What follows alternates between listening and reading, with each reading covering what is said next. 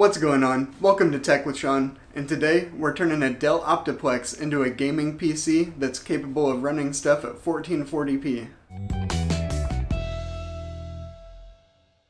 Okay, so I got a used deal on this Optiplex and it was really cheap, but the specs were also really weak. It only had an i3-2105, 4 gigs of RAM, and a 250 gigabyte hard drive. Not gonna be running no games on that stuff, so we're gonna basically upgrade it all and throw in a graphics card and see what it can do. Now, I'm a nerd and kind of parts hoarder, so just laying around I had an old Antec Earthwatts 500 watt power supply. I would not recommend, getting anything super expensive, but power supplies are hard to come by right now. So if you can, look around for a used one, even like a $40 used one, off Facebook, that'll do the job fine. This Optiplex 390 has a standard 24-pin power connector. It also only came with 4 gigs of RAM, which really isn't enough for running most games, so we're gonna upgrade that. This board only has 2 DIMM slots, so I had to get a kit of DDR3 that was 2 8-gig sticks so that we could have 16 gigabytes total. I also wanted to snag a CPU because that i3-2105 is super weak and it's not gonna run hardly any games very well. So one of the best fits would be an i7-2600, but when I was looking around online, it was only about $5 more to get the K chip, so I got a 2600K to put in there. I also had an extra SSD and hard drive sitting around, so I went ahead and threw those in there. It's kind of overkill on the storage, I think, but I put in a 1 terabyte SSD, a SATA SSD, and a 4 terabyte regular hard drive for storage. It was really, just what I had sitting around. One big drawback on this system though is that all the SATA ports run at SATA 2, so even though we have a SSD in there, the load times are not going to be as fast as they could be on a different motherboard. They are going to be faster, and especially the seek times and things are going to be faster than on a mechanical drive, but it is going to be limited to that SATA 2, and there's really nothing that you can do to get around it short of putting in some kind of expansion card with SATA 3 ports on it, but we're already really going to be limited on PCI space with our graphics card, so we're limited to SATA 2.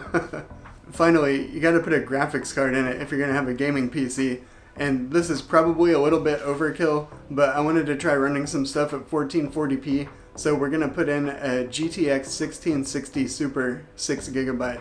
This has GDDR6 memory, and that really puts it a step ahead of the 1660, and it's really within striking distance of the 1660 Ti. I got this one open box on Amazon. It came in right around $200, so for the bang for the buck, it's really a pretty decent graphics card to put in there.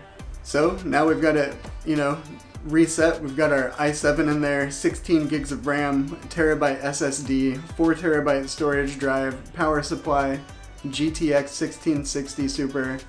Let's take a look and see how it actually does at running some games. Alright y'all, this is me from the future cutting in real quick before we get to the gameplay. After a lot of troubleshooting, it turns out this open box card has some problems, and that's why it was originally returned. The cooler is messed up somehow. Both of the fans spin properly, and setting a custom curve works. It gets really loud, but the GPU temperature shoots up to about 90 C, and it starts thermal throttling about 100 megahertz. So I'm definitely sending this one back.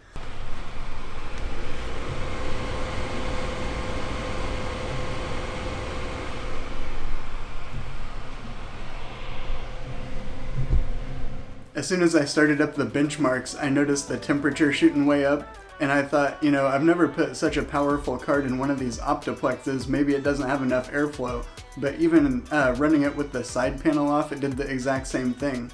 For troubleshooting, I went ahead and stuck it in my wife's PC, which usually runs a 1080 Ti at good temperatures, and even in that thing, with a bunch of fans in the case and the side panel off, it still shot up to 90 degrees, so there's definitely something wrong with this. I don't know, maybe there's no thermal paste on under there, or it got jolted and maybe the cooler isn't making good contact with the die, but the tamper-proof sticker is still on there, and it doesn't look like the cooler's ever been opened from the factory, so I think there's just something that is wrong with the card itself. Okay, welcome back. I know this all seems like one video right now, but this part is now actually weeks later. I don't know, typically my Amazon returns have always been really fast, but I don't know if it was because it was open box or what, but it took like a couple weeks for him to get everything returned back on that card. So anyways, I didn't want to go open box again because I didn't want to, just get another card that had been trashed or messed up or something. So I went with a new card, and I didn't want to spend more, so I actually went a tier down, and I got a 1650 Super. This is the MSI Gaming X. So I plan on kind of flipping this PC, and the 1660 Super was cool for a deal, but I don't know that putting a card that expensive in this old Dell that I'm necessarily going to get my money back on it, so I figured I'd go with the card that was a little bit cheaper, and this is still going to be, marketable as a good 1080p gaming PC. So let's get this new card installed, run some more benchmarks, and see what this one can do.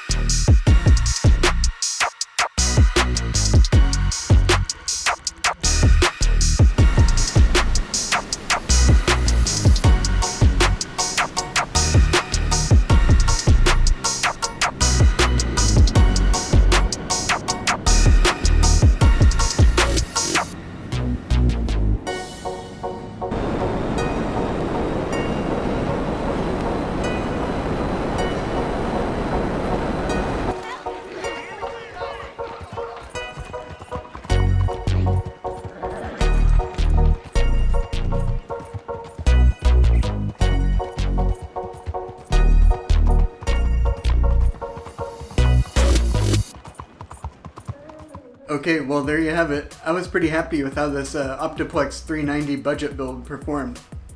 After upgrading to the i7 CPU, dropping in the 16 gigabytes of DDR3, and putting in that 1650 Super, we got really good performance, I thought.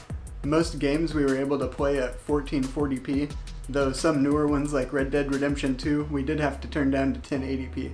Surprisingly, even though, there's only the 4 gigs of VRAM, that seemed to be enough for most games at 1440p still. I will say though that the limitation on this motherboard of the SATA 2, it definitely made the SSD experience slower. It was faster, than a regular drive, maybe not like, it might have the same transfer speeds or something or similar, but the seek times and all that stuff's gone. When you open something, it's instant like an SSD. But when you load a game, it's not SATA 3 fast. So it's a trade-off. I'd still say it's definitely better than running off of a mechanical drive.